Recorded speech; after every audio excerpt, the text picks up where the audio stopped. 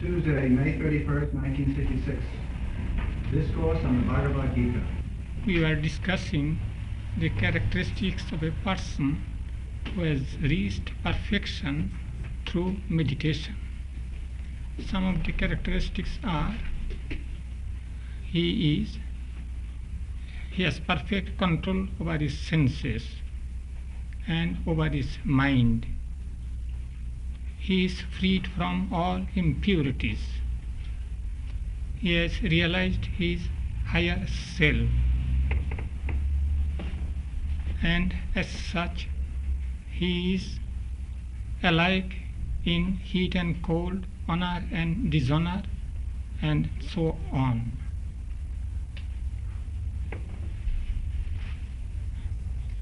And there are other characteristics. One important thing is he is even-minded towards all.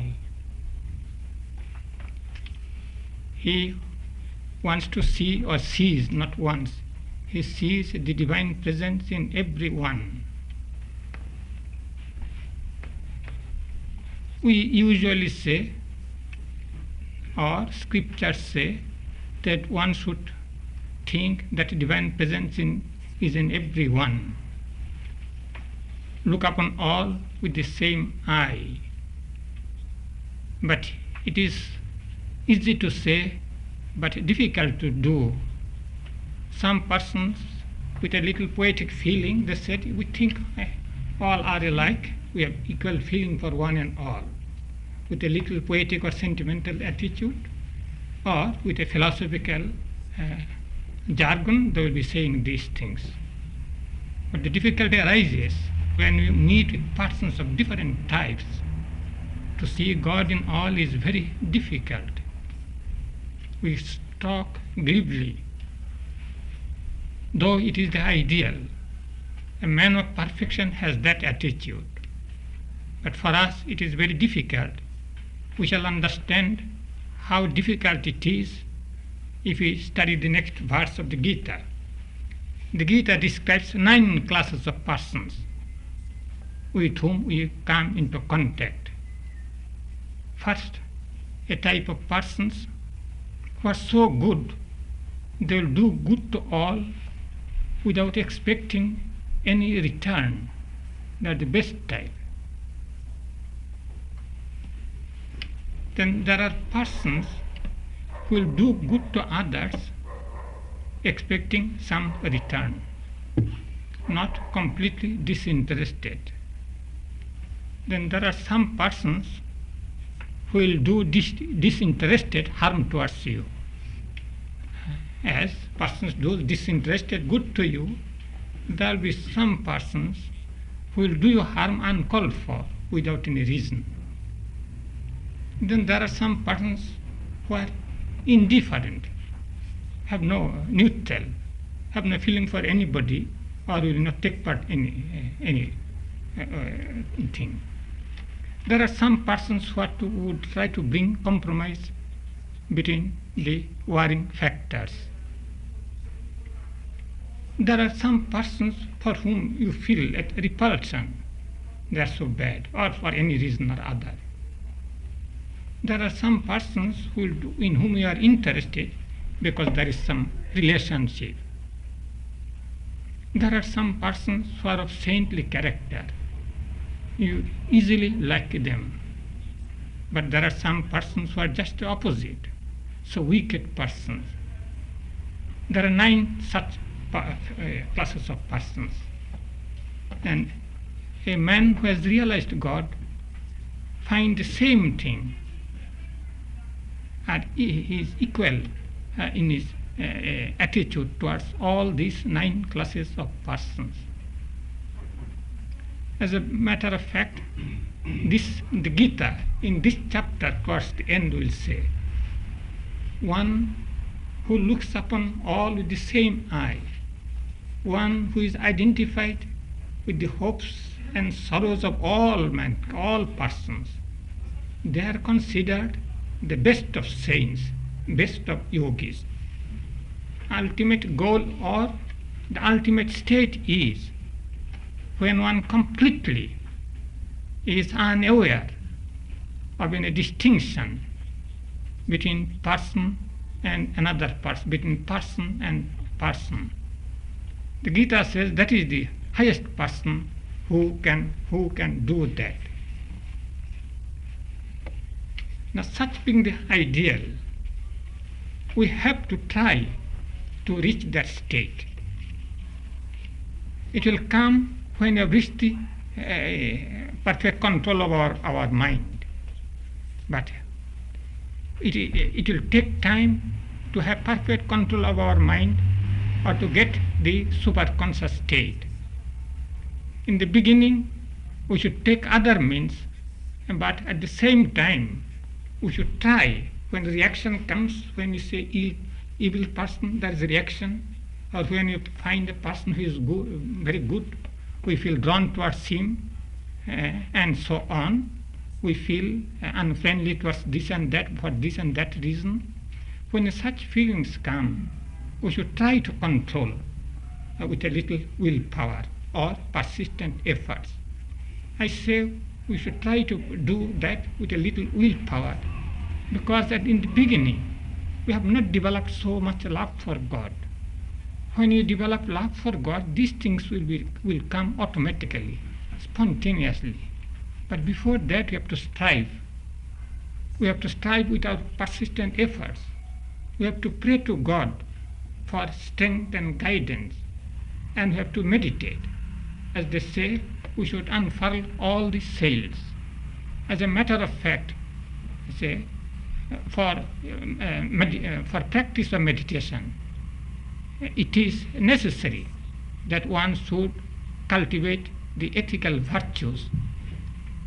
All religions, all saints will require some initial prerequisites.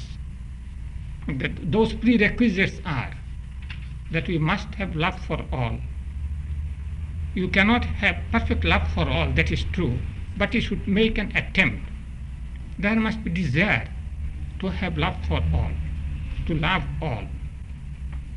When there is a feeling of hatred, as it is natural for any person who has not reached the highest, at least we should recognize, we should acknowledge that this is bad.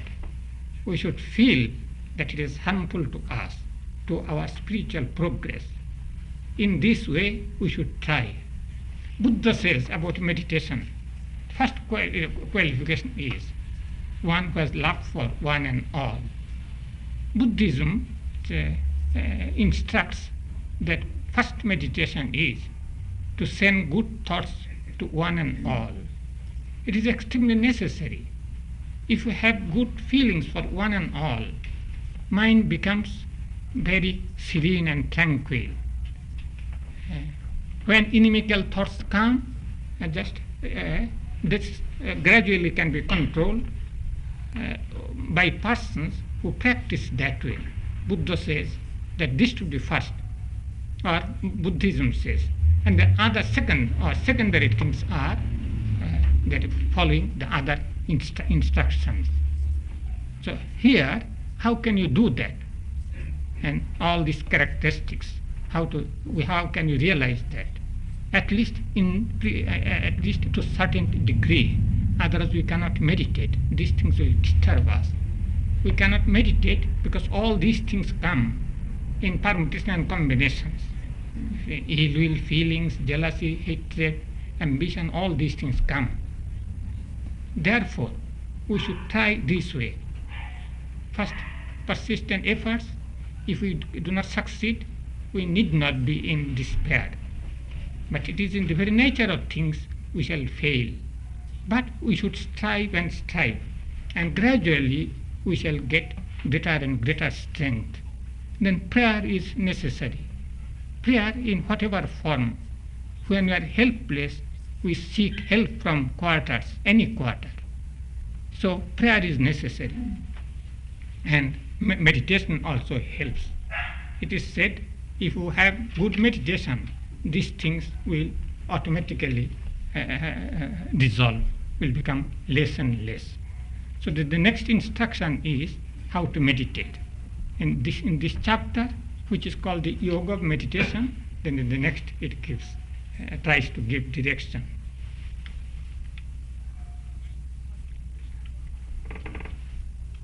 For meditation, one should go to a solitary place.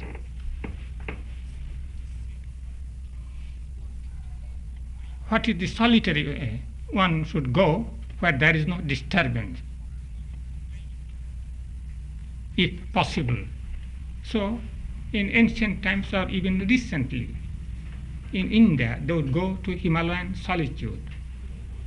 They would go to forest retreats. Even now, the monks go to deeper and deeper recesses of the Himalayas. Previously, they would be going to Hardwar, or what is called Rishikesh. Nowadays, Rishikesh has become a modern town, as it were. Factories also go there. And now the monks go to much more interior. I wrote to a Swami who lives in the interior place, how much modern civilization has invaded those places. They are invading those places too.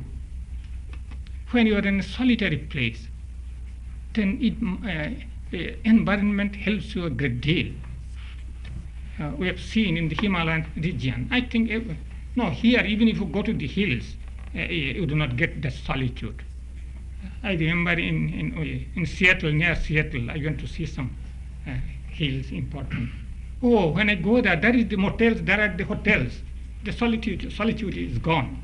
We see the Himalayan, we see the snowy peaks. I remember the snowy peaks of the Himalayas. But here, at the top, we see the snowy peaks. Below, we see the modern civilization, motor cars and all these things are there. So there is no solitude. But when we are in real solitude, it helps a great deal. The silence is so tangible, sometimes frightening, unless you have some practice. So silence is Brahman. It helps a great deal for meditation. But help also secondary. I say helps a good deal. Unless his mind is not ready, one will not be able to stand that solitude long. One may go out of mind even if one is not. A person came to Mayavati, where I lived in the interior of the Himalayas. I was surprised. He is a great artist, very thoughtful person and philosophical person. He stayed with us for a week. When he went back to the plains, he wrote to me, in this place you people only can live. But he did not know that we also have other works. We do not live exclusively meditative life. We would not be able to stand that. But those who are very expert, highly developed, they can stand these things. Swami Vivekananda said, sometimes I meditate in a place, in some solitude, as if there was no breath of wind even. It was so silent. So one should go to a solitary place. But what can you do in the modern world? You do not get any solitude. There is no solitude, there is no forest even. Ramakrishna used to say, find solitude in your mind. If you cannot go to a forest, a retreat, go to a corner of your house, just where the others won't disturb you. So find solitude in the corner of your house. If you cannot do that, try to find solitude in the corner of your mind. There might be people busy talking, but if of desire, you can remain silent and think within your mind. Without talking with others, you try to live your own life. Try to continue your own thoughts. So it is said, go to forest or to corner of your mind or to the corner of the house, if that is not available to the corner of your mind. One goes to solitude for another reason. In the world, when there are people of different types of persons, they create disturbance consciously or unconsciously. They have their other interests. They'll be talking of all other things. Nowadays they'll be talking of radio news, television things, and newspaper news, all these things others will be discussing, and you cannot avoid. But when you are in a solitary place, these things you can avoid. And if you go to a solitary place, there is an advantage. You can think very deeply. Very deeply you can think. I've seen when I've been in Mayavati and when I've been in Calcutta. In Mayavati, one thinks so deeply, intensely. Within a short time, you can do a great deal of work. When I would be coming to Calcutta, it would be so difficult to do things. A great scientist of India or Bengal would go to Mayavati. He went there 4 or 5 times. Even a scientist said, he had not a spiritual interest in an orthodox way. He said, if I go to Mayavati, that ideas are rushing to my mind.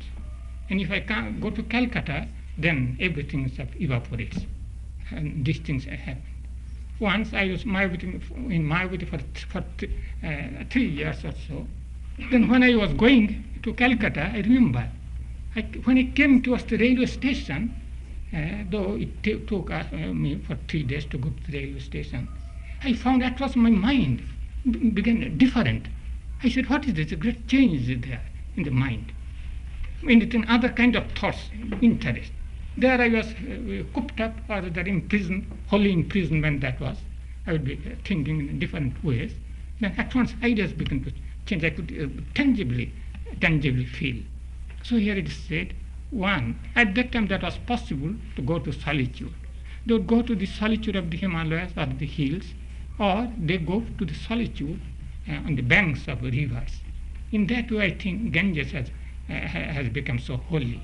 Many persons, many saints had meditated on the banks of the Ganges or rivers. They have meditated, they have realized also truths. I think, as it is my explanation, that is one of the reasons why Ganges is considered so holy. It is the association.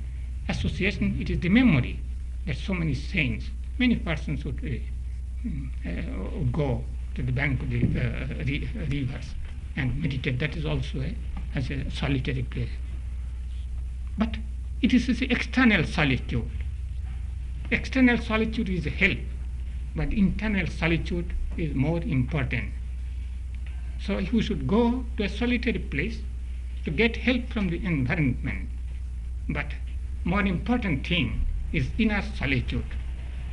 He should control the vagaries of his mind. He should control the waves that arise in the mind. And he should have control over his senses to a certain extent. I say purposely and truthfully to a certain extent. Just to begin with, you cannot have full control unless you realize the highest. And you should not have desires for other things, worldly things. Even if one gives you many things, luxuries or for comforts, you should not accept them. You should accept your minimum things. Some monks will not accept anything. Swami Pavitrananda, some of you have read his life, he was very intensely meditative. He was sick in the Himalayan attitude. One elderly lady wanted to give him something, and he would not accept that thing, even some little thing he would not accept. At that time his attitude was that I shall depend on God and God alone. Not that always he did that. Afterwards, when he was sick in his old age, he got the medical help. But at that time the mood came to him. He would not accept anything. One thing, when you accept anything from anybody, many persons would give you with some motive. I give these things, I shall acquire some merit. In that case, it is a distraction to you. And when you begin to accept things from others, there's a tendency in the mind to have more and more. You feel longing for that thing. So just cut it at the very root. Don't accept anything. Some persons would not like to accept anything, but it is not possible. Therefore, you would accept the minimum. Don't go after all these things. Be satisfied with the barest things. That is the advantage. You are not distracted by things. one difficulty is with many things. One difficulty is then you worry about all these things. As soon as you have many things, you have to take care of these things. At least you worry about these things. That will be lost. That will be worm eaten and so on. In this way, say some unwary monk will begin to develop his luxuries and so on. So the Gita warns that one should not accept things from others unless it is absolutely necessary. Then going in solitude, he should have a meditation seat, as soon as they say. It should not be too high, it should not be too low. If it be too high, you might fall down, either when you are in deep meditation or when you feel sleepy. Instead of meditation, when you get sleepy, you might fall down. And if it be too low, it might be in the forest trees, it will be damp. And therefore, it should not be too high and it should not be too low. These directions are given at that time. Here nowadays we need not think of too high. Too high we have not to think of. No, we need not be afraid of low seats. It would not be dampened and so on. It must be comfortable. Of course, there are degrees of comfort. And there at that time the direction was how would be the seat, meditation seat. First there should be a straw mat. Then there should be a tiger skin or deer skin. Over that there would be a soft cloth. That was. I do not know what is the need for all these things. It might be. In any case, that was the practice. And about seat, how you sit, your posture. Posture, important thing is your back, your neck, and your mind will be in the same line. That is the important thing. After that, any posture is good enough. So nowadays, those persons who cannot sit cross-legged, they need not think they are not qualified to meditate. It will be enough you to sit on a chair in a relaxed position with back, neck, and head in the same line. That will be enough. Then real meditation. Then try to make the mind one-pointed.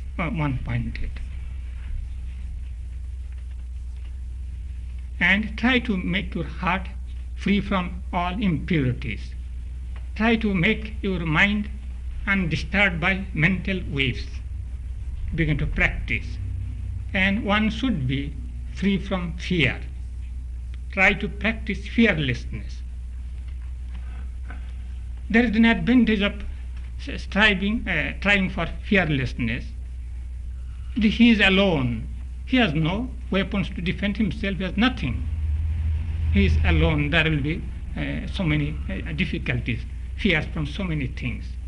Only source of strength for him is to look upon God. So you think that God will be only source of fearlessness to you. God is the only source of strength. And that's a great advantage. When you begin to practice that way, then you become self-reliant or not reliant on anything else excepting yourself. You automatically develop greater and greater dependence on God when you are in such a place. Or when you deliberately try to develop that attitude. I said of Swami Pavitrananda, in everything would be doing such a conscientious way.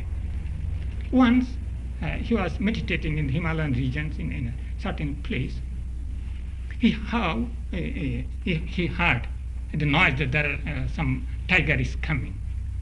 And just to protect his thatched cottage, he wanted to send he put some stones near the door so that the tiger would not come. Then after such foolish thing, and depending on stones and not on God, he threw all these things. He kept it open. While very early in his age, once was taking bath in the Ganges, and persons on the bank of the Ganges were shouting, "A crocodile has come! A crocodile has come!" He says that automatic impulse, he wanted to come away. Then he again went to a place where he was, because I have been meditating or I have been reciting, I am the self, I am the cell, I am nothing, I am not this body, and I am afraid. He stood there, and the crocodile went away. I don't think there is any, or I do not know whether there is any cause and effect relation. It's anyhow, crocodile went away. He would be practicing that way. You see, in practicing these things, it is not showing some feat. Inner strength grows, develops that way. So he found that the crocodile went away. Yes, sure, the crocodile had gone away. It is by his own instinct, it might be through fear. But one gets the feeling that God protects me. Then fear of all kinds.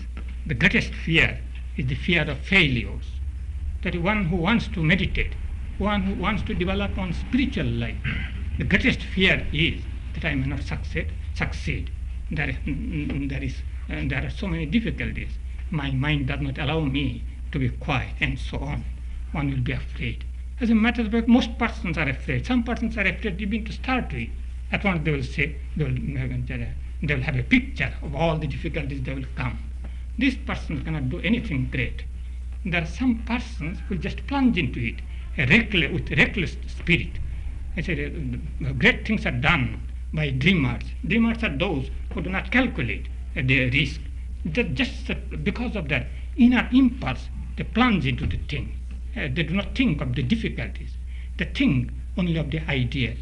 So it is important, a most important thing. One should be free from fear of failure. So failure, what does it matter if one fails? One may try again and again. In very nature of things, we fail in many things. And there is not a person, very few persons, who have succeeded without some difficulties in the beginning, without failures. Mind gives trouble to all persons. Even the saints were not free from the troubles of the mind. Only thing, they were not afraid. They were not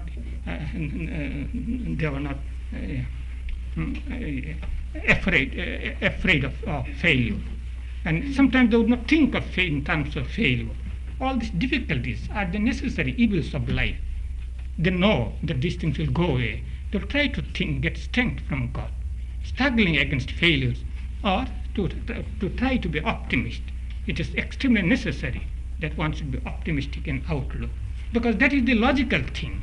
To be optimistic is the logical thing in religious life. Though it is difficult to be optimistic always when the difficulties become very, very great. But it is logical. If we pray to God, if we try to reach God, why there will be difficulties? God will help us.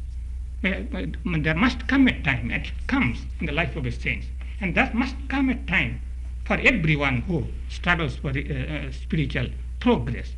An attitude, spontaneous attitude. At first it's a deliberate attempt.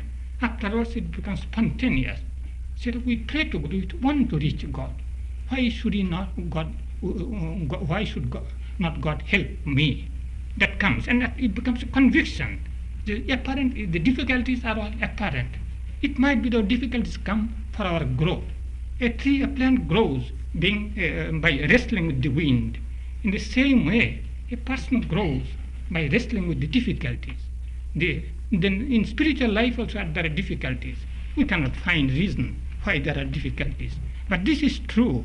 As we struggle with the difficulties, we grow. By wrestling, we grow. Yes, once Swami told me, he was very meditative. Of course, I was amazed. He was saying, in spiritual life sometimes such a great difficulty has come, a wave. You have wrestled with it, it has succeeded. Then you go and another difficulty waves of difficulties come. You feel almost hopeless. Then you struggle and you grow. But each time you succeed, you get greater and greater strength. You get inner strength, and also you get the belief that God helps you. The struggles and the difficulties have their advantages. If you succumb to it, it's different. You do not get any advantage. But you persist, and you find unexpected help comes. So when you experience many such things, that many unexpected helps come, then you become habituated to think that help will come. Surely God will help you. But in any case, the important thing in the verse, that one should be free from fear of any kind. Yes, we cannot be free from fear perfectly, as perfection with reference to any virtue. Here also we should be striving that way. We should develop that kind of attitude that is necessary. When said that one should be free from fear, it is not expected. Then one will be completely free from fear, or one who has some fear is not fit for religious life. It does not mean that. The attitude should be such that we should develop fearlessness, or we should depend on God. We should develop the conviction, the idea that anyhow God will help us. However great the difficulties are. With man it is impossible, but with not God. So to develop that attitude is emphasized here. Then one should live a life of discipline and continence. And gradually one try to control the mind. How to control the mind? And here the Gita says, it is here Sri Krishna was teaching Arjuna, his disciple, and how to control the mind. That is the important thing. And he said, direct all your thoughts to me. That is easier. You must have some object for meditation. And vague ideas won't do. Or dreaming wild dreams, and I'm meditating for 8 hours. Or you can meditate, you can dream wild dreams for 24 hours. That will not make you religious. There must be direction, the object of meditation. There must be. So what should be the object of meditation? Many persons may have many objects of meditation. I mean spiritual meditation also. Different persons take up different ideas. But here, Sri Krishna said, just direct your thoughts to me and make me the goal of your life. These things can be spoken only by incarnations highly. As Christ says, come unto me, all that is labor and heavy laden. I will give you rest. And my burden is light, my yoke is easy. So here, Sri Krishna says that just depend on me, just try to love me and try to make me the goal of your life, of your spiritual life. Which at once it becomes easy. Sri Krishna is seen in flesh and blood by Arjuna. Here God is not a remote reality. With many persons, with all persons, or with most persons, God is a remote reality. So incarnations come. Or it is not a question of incarnations. That is difficult to believe in an incarnation. There are some persons born and they reach such a high state. They are one with the realization, one with the highest state of realization. So to meditate on them, to pray to them, is as good as praying to God. So Buddha Buddhists take refuge in Buddha. It is perfectly logical. It is the necessity of human minds. So we cannot think enlightenment. It's a vague idea, abstract thing. The practical thing is we want flesh and blood reality. It can give us help. So Buddha, for the Buddhists, there was Buddha. Buddha was the embodiment of enlightenment, the embodiment of truth. Or there is no difference between truth itself and Buddha's state of enlightenment. So to meditate on him is as good as meditating on the highest. So in that way it came, meditate or worshipping or praying to great saints. Great saints, so there are degrees of sainthood. Those who have reached the highest, like Buddha, like Krishna, like Ram, and so on. And Buddha himself said that I have realized the truth, and I have realized the truth, and those who follow my path will get the enlightenment. So Sri Krishna also said that here he is saying directly, just direct all your thoughts on me and make me the goal of your life. Ordinary person says, why? He's a human being. But he is human being externally. You do not see the inside. You do not know his spiritual realization. I would not say spiritual powers or occult powers. He has become one, identified with the truth. At the mouth of a river, you do not know where the river ends and or the ocean begins. Through window, we have access to the infinite sky. So window, it is window, but through that window you reach the infinite sky. In the same way, with a person who is extremely powerful spiritually, or have reached persons who have reached the highest state, it is as good as meditating on the highest. In any case, Sri Krishna gives the direction, directly says that just meditate on me, and not only meditating on me, but just make me the highest goal of your life, and I shall give you the highest realization. Let us stop here. Anybody is welcome to ask any question. Let us stop.